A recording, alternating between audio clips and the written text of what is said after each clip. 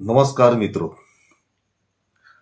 संवाद विद कनु सर इस चैनल पे इस शो में आपका बहुत बहुत स्वागत है।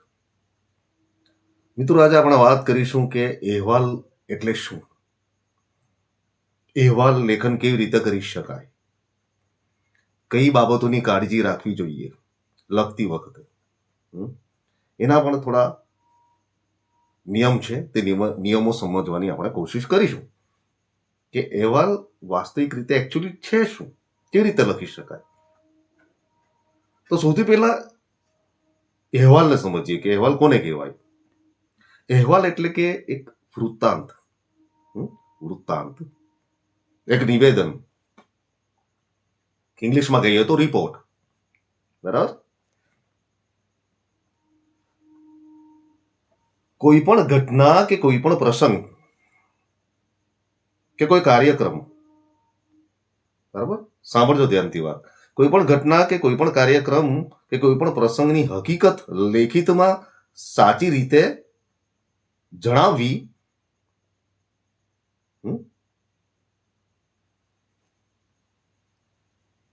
કે વર્ણન કરવું.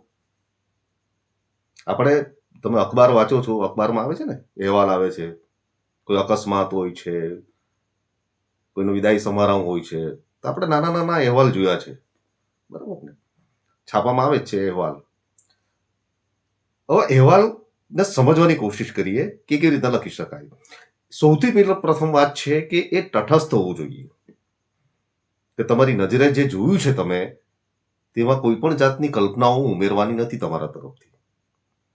અહેવાલ લખનારનો પોતાનો કોઈ અભિપ્રાય હોતો નથી, એનો કોઈ મત ના હોય, એનું કોઈ મંતવ્ય ના હોય, એનું કોઈ સ્ટેટમેન્ટ કે નિવેદન ના હોય. એણે જે જોયું છે પોતાની નજરો સામે, એ પોતાના શબ્દો દ્વારા એક રિપોર્ટ તૈયાર કરે છે, એટલે કે અહેવાલ તૈયાર કરે છે. જે અહેવાલ તૈયાર કરે છે, ધારો કે કોઈ રિપોર્ટર છે, બરાબર, કોઈ અકસ્માત થયો હોય, કોઈ પ્રસંગ હોય, કોઈ વિદાય સમારોહ હોય, બરાબર, એ રિપોર્ટર એનો રિપોર્ટ તૈયાર કરે છે, અહેવાલ લખે છે એના પર. તેમાં પોતાની કે કલ્પનાઓ કે મનમાં જે ચાલતી જે ઘટનાઓ છે કે કલ્પનાઓ છે, કે કહાની છે, એ ઉમેરવાની જરૂર નથી હોતી. એમાં જે તમે જોયું છે, તમારી નજર સમક્ષ જે થાય છે કે થયું છે, તેનું તમારે શબ્દોમાં એક વર્ણન કરવાનું હોય છે, એનું પોતાનું નિવેદન હોય છે. જે જોયું છે તે પોતાના શબ્દોની અંદર એ લખે, તેને આપણે અહેવાલ કહી શકીએ, એને અહેવાલ કહેવાય. ઘટના જે બની છે, બરાબર, કોઈ પણ ઘટના હોય, ધારો કે ઉદાહરણ તરીકે ઘણું બધું મેં તમને વિષયો કહી શકું, કારણ કે આપણે લખતા આવ્યા છે. મોટાભાગે આપણે અહેવાલો જે ખરા તે વાંચતા જોઈએ છે, અહેવાલ વાંચવાના ના હોય, બરાબર. એનું માર્ગદર્શન લેવાનું હોય છે. આગળ પણ કેવું છે કે તમારા શબ્દોની અંદર તમે વર્ણનાત્મક જ્યારે વર્ણન કરી શકો પોતાના શબ્દની અંદર, બરાબર. હવે તમારી શાળામાં કોઈ સમારોહ હોય છે, તો સમારોહનું તમારા શબ્દોમાં, કે પછી સ્વચ્છતા, તેના પર અહેવાલ તૈયાર કરી શકો. રમોત્સવ આપણે ત્યાં થાય છે, બરાબર, દર વર્ષે શાળાઓમાં થાય છે, રમોત્સવ થાય છે, તો એનો પણ અહેવાલ તમે તૈયાર કરી શકો. શિક્ષક દિનની ઉજવણી, બાળકો શિક્ષક બને છે ને, તે કેવી રીતના કરી શકાય, તેનો અહેવાલ કે અમારી શાળામાં શિક્ષક દિન આ તારીખે આ સમયે સમાપન થયું અમારું, તો એક રિપોર્ટ તમે તૈયાર કરી શકો, એટલે કે અહેવાલ લખી શકો. કે કોઈ જગ્યાએ કોઈ ઘટના, અકસ્માત પણ થાય છે, રક્તદાન શિબિર થાય છે, સ્વાતંત્ર્ય દિનની ઉજવણી થાય છે, વૃક્ષારોપણ થાય છે. તો આ બધા જે કાર્યક્રમ અને ઘટનાઓ જે છે કે પ્રસંગો છે, એને તમારે તમારા શબ્દોની અંદર એને સચોટ શબ્દોની અંદર સારી રીતના લખવું, તેને અહેવાલ લેખન કહેવાય છે. એક વાત ખાસ યાદ રાખજો મિત્રો, કે અહેવાલ લખતી વખતે કોઈ પણ કાર્યક્રમ તમારી શાળામાં હોય કે શાળાની બહાર હોય કે કોઈ પણ ઘટના હોય કે કોઈ પણ પ્રસંગ હોય, તો તેની ઘટનાની કે પ્રસંગની કે કાર્યક્રમની તારીખ ચોક્કસ હોવી જોઈએ એની અંદર અહેવાલમાં. તારીખ અને સમય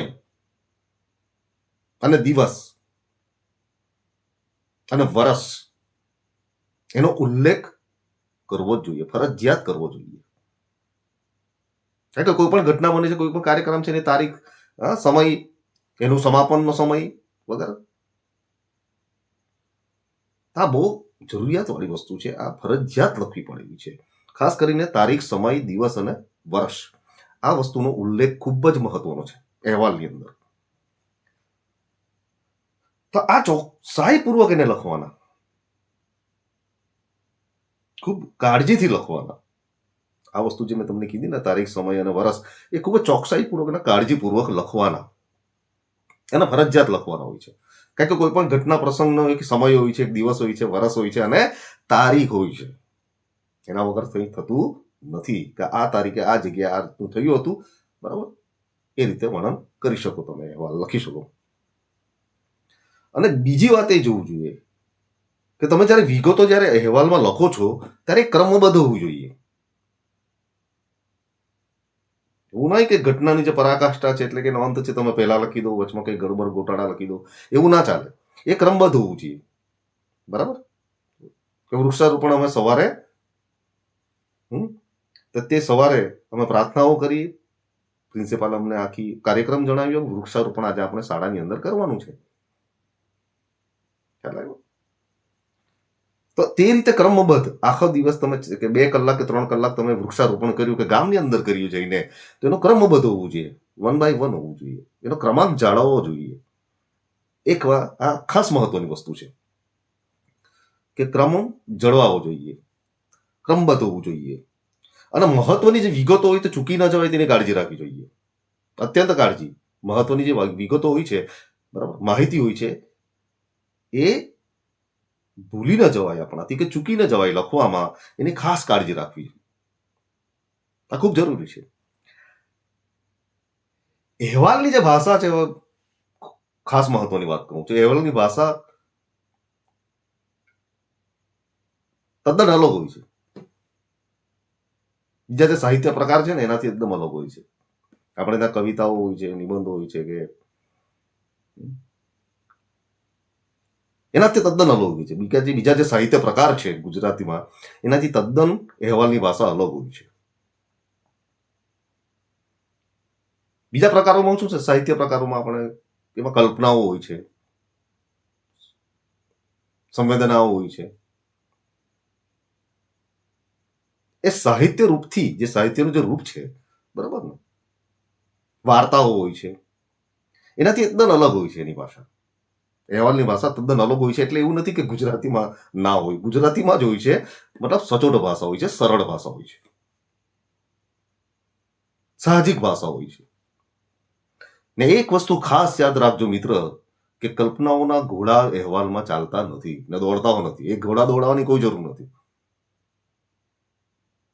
તમે કવિતા લખો, કવિતાની રચના કરો, તમે તેમાં કલ્પનાઓ ચાલે, તર્ક પણ ચાલે, જાત જાતના તર્ક દોડાવવાનું નથી. બીજા પ્રકારોમાં વાર્તાઓ તમે તમારી કલ્પનાથી બનાવી શકો કે લખી શકો. તો બીજા જે સાહિત્ય પ્રકાર છે તેનાથી આ ભાષા અલગ હોય છે. એમાં કલ્પનાઓને કોઈ અવકાશ હોતું નથી. અહેવાલની અંદર કલ્પનાને કોઈ અવકાશ હોતું નથી, અને ભાષા એકદમ સરળ, સાહજિક અને સાદી હોવી જોઈએ. આ મહત્વની બાબત છે અહેવાલ લેખનની અંદર.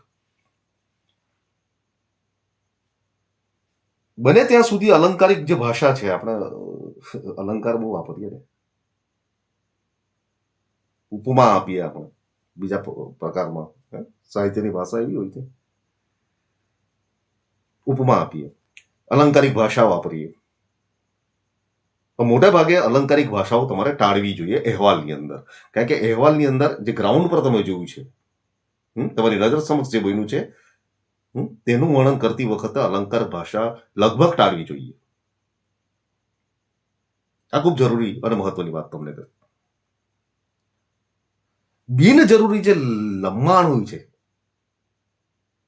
બિનજરૂરી લંબાણ અને પુનરાવર્તનને પણ બિલકુલ અવકાશ નથી. એટલું યાદ રાખજો તમે.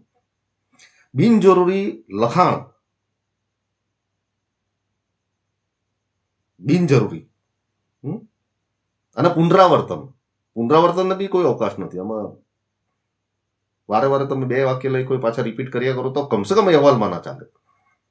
અહેવાલ લેખન વખતે તમારે પુનરાવર્તન ટાળવું જ જોઈએ અને બિનજરૂરી લખાણ જે હોય તેને હંમેશા માટે રદ કરી નાખવું જોઈએ. એને પણ ટાળવું જોઈએ.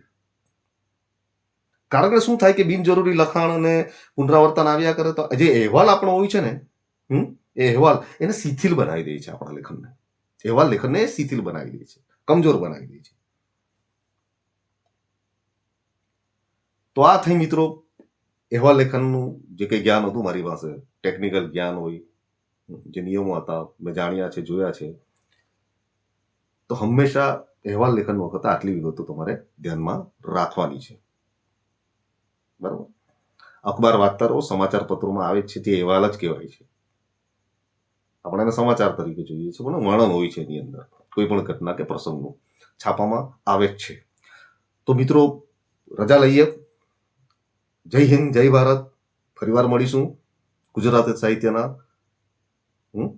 થોડાક વિષયોને લઈને. નમસ્કાર.